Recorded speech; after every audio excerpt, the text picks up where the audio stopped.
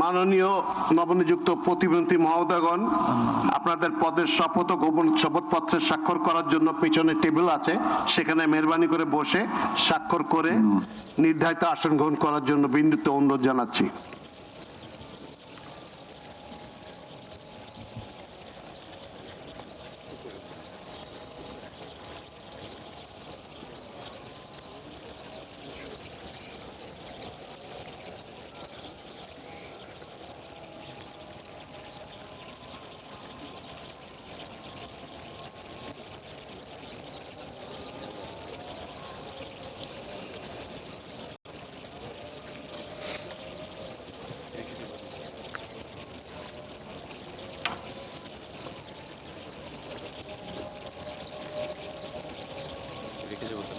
Yes, sir.